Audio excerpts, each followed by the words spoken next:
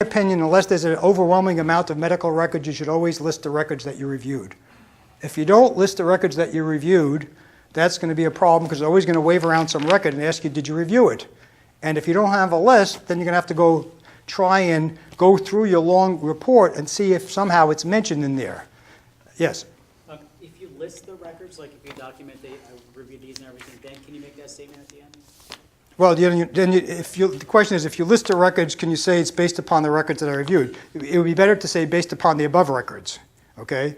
But you want to be specific. These are the records I reviewed, and one of the real keys here to the report writing and the opinions is that your report is your best offensive weapon, because if the answers are in your report, when they ask you a question, you can look at your report. If it's not in there, then you have to hope and pray for divine inspiration, okay? That you're going to, on the spot, think of the right answer. Now, I don't know about you, but I mean, I've been praying for a long time and it hasn't come yet a lot of times. The divine inspiration doesn't come. You're under pressure, there's a lawyer yelling at you, and it doesn't come. If you look at 4B, my opinion based upon a degree of medical certainty is not causally related, and I based it on the following 5 factors. This is a much better example. Okay, because it lists 5 factors, 5 bullet points, pre-existing condition, mechanism of injury, imaging studies are all negative. It would be better if you listed the imaging studies. What's very powerful in your opinion is if this person had multiple, and we talked about objective medical evidence, here's the chance to use it. So if I'm a judge and I'm looking at the report and the opinion says, I looked at the diagnostic test. This person had 13 different diagnostic tests for back problems or whatever. Here's the test, it was negative. And the date, here's the test, it was negative. Here's the test, it was negative. At the end of the list of 13 tests, what's the only conclusion you can come to?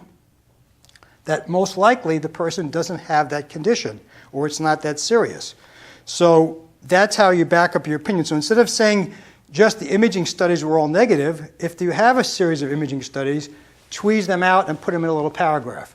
Because the judge is not going to have time or inclination to go through your records or the report and try to figure out where this, it's very hard to do that. It takes a lot of time. You have to read through the whole thing and then make a chronological list and then try to figure it all out. They don't really have time to do it. They're involved in a volume practice with hundreds of people to see. And so if you could have a little paragraph about diagnostic studies, that's very helpful. And whether if they're positive or negative. On page 233, number 6, the top, this IME report contains some of my opinions. Okay, so it's like waving a red flag in front of a bull. I mean, okay, it's like an invitation for disaster. Okay, so you put some of your opinions in. What happened? You ran out of ink? I mean, paper? I mean, why did you only put some of your opinions in here? And then go on and on and on.